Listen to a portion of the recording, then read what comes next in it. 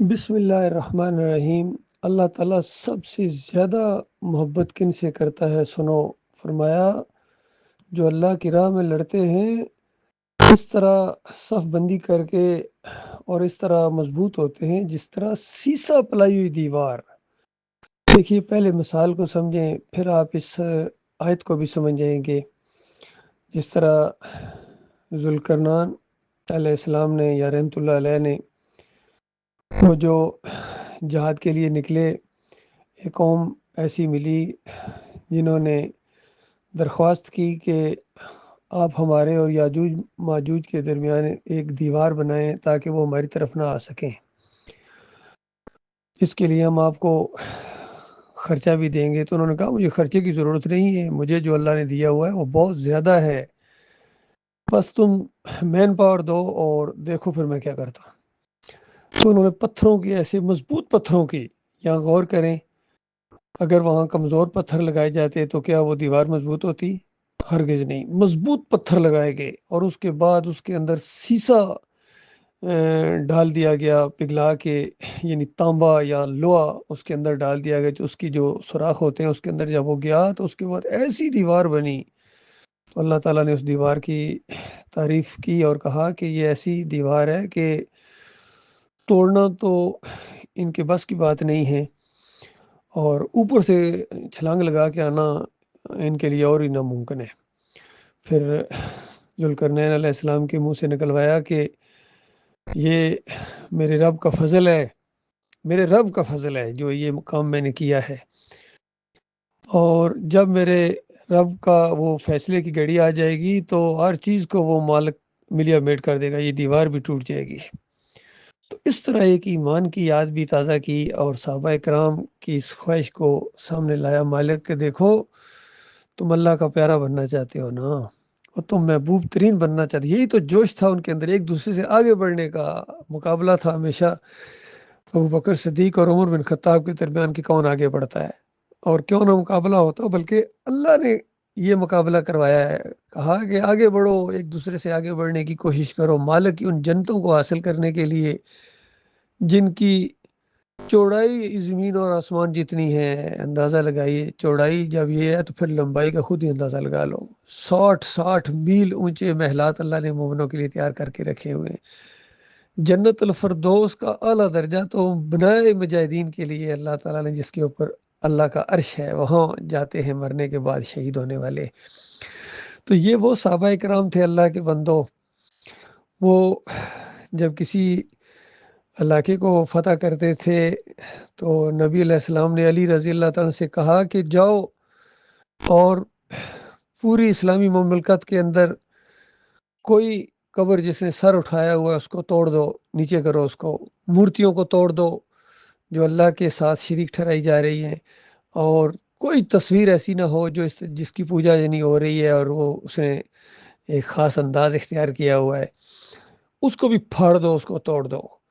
تو یہ تھے مسلمان اللہ کے بندوں، بت شکن تھے، وہ بت فروش نہیں تھے،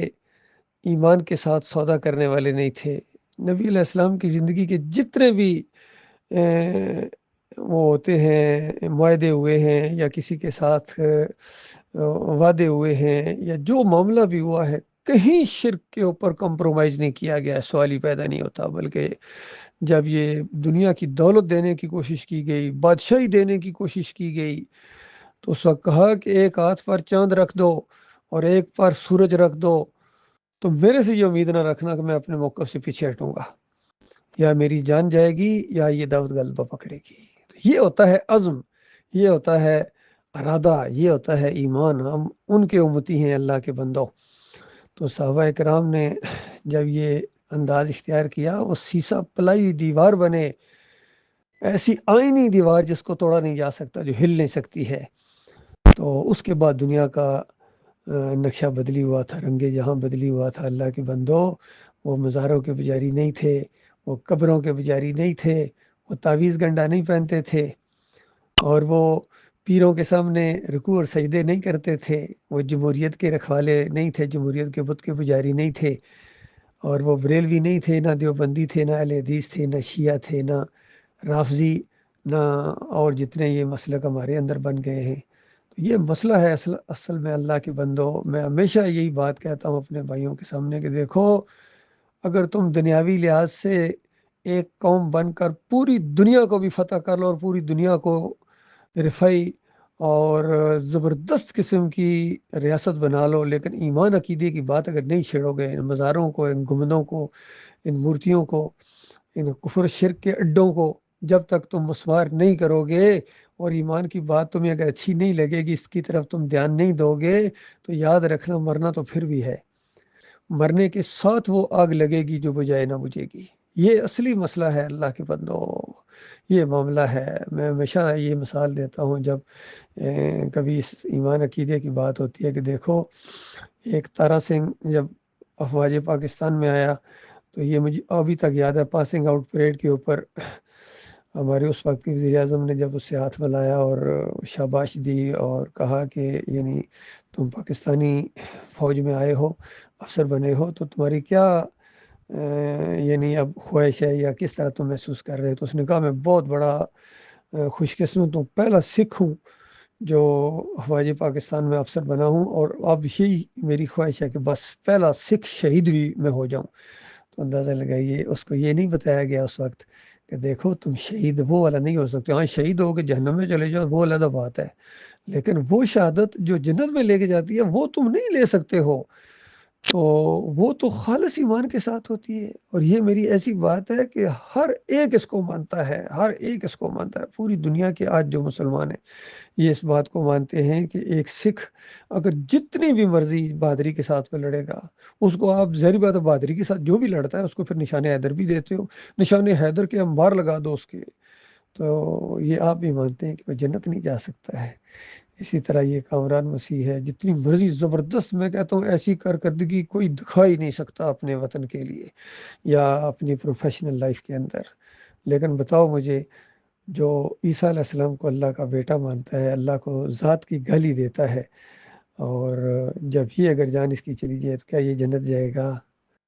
آپ سب کا جواب یہ ہوگا جنت نہیں جا سکتا ہے، لیکن پھر ساتھ کہہ دیں بھائی ایسی باتیں نہیں ہونی چاہیے، بھائی ایسی باتیں پھر کب کرو گے؟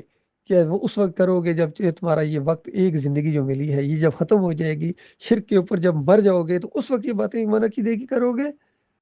اس وقت تو واپس نہیں آ سکو گے۔ اس لیے یہ اصلی مسئلہ ہے میرے پیارے بھائیوں، ایک وقت آنے والا ہے ساری انسانیت ختم ہو جائے گی، پوری کائنات کو درم برم کر دیا جائے گا، یہ پوری زمین ملیا میٹ کر دی جائے گی، پہاڑ ختم ہو جائیں گے، سمندروں میں آگ لگا دی جائے گی، درخت ختم، سارے جتنے بھی ایئر بیسز ہیں آج پوری دنیا کے جتنے ایئرپورٹس ہیں سارے ختم کر دیے جائیں گے، ریلوے اسٹیشن ختم کر دیے جائیں گے، اور جو کچھ ہے زمین ایک چٹیل میدان ہوگی، جب دوبارہ سارے کے سارے انسان زندہ ہوں گے، آدم علیہ السلام کے بچے، تو ساری وہی فوجیں موجود ہوں گی جو دنیا میں لڑتی بھی رہی ہیں، آپس میں ایک دوسرے کے ساتھ حملے کرتے رہے ہیں، تلواروں سے لڑتے رہے ہیں، نیزوں سے لڑتے رہے ہیں، تیر برساتے رہے ہیں ایک دوسرے کے اوپر، اور آج کے دور میں ٹینک چڑھاتے رہے ہیں، گولے برساتے رہے ہیں،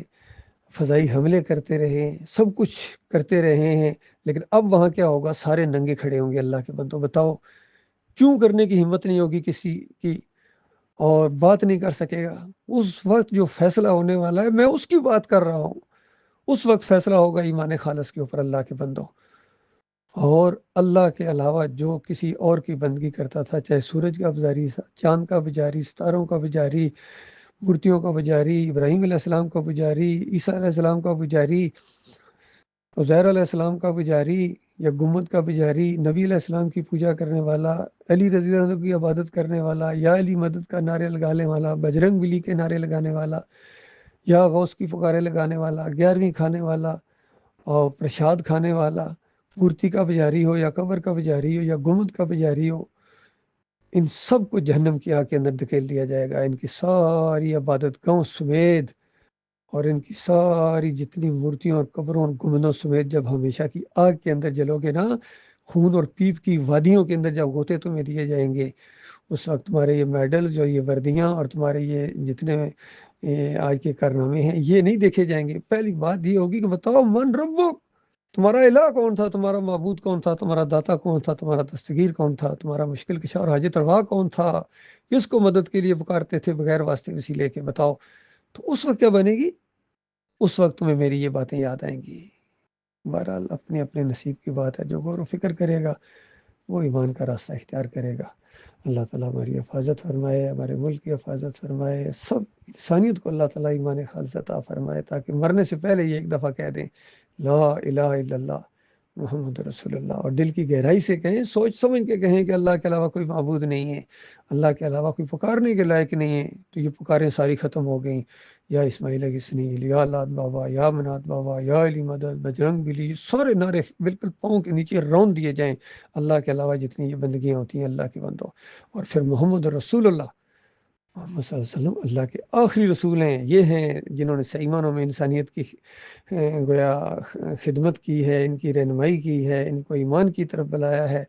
اور ان کے لیے دعائیں کی ہیں۔ ان کی پیروی ہوگی، یہ ہمارے قائد ہیں اور قائد اعظم ہیں، بس ان کے علاوہ کسی اور کی بندگی، کسی اور کی یعنی پیروی نہیں ہوگی، محمد صلی اللہ علیہ وسلم کے علاوہ کسی اور کی پیروی نہیں ہوگی، اور بندگی صرف اللہ کی ہوگی۔ یہ معاملہ جب تک نہیں کھل کے سامنے آئے گا، اور اس بنیاد کے اوپر جو جنگ ہوگی، یاد رکھیے اس بنیاد کے اوپر جو جنگ ہوگی وہ حق اور باطل کی جنگ ہے، اس کے علاوہ کوئی حق اور باطل کی جنگ نہیں ہے۔ باقی اپنے اپنے جو بھی ان کے سسٹم ہیں یا علاقے ہیں یا جو بھی مذہب ہیں، فرقے ہیں، ان کی جنگیں تو ہو رہی ہیں، اور یہ اللہ کا عذاب ہے۔ اللہ تعالیٰ اس طرح عذاب دیتا ہے انسانوں کو جب وہ اللہ کی طرف نہیں آتے ہیں۔ تو اللہ تعالیٰ غور و فکر کرنے کی توفیق عطا فرمائے۔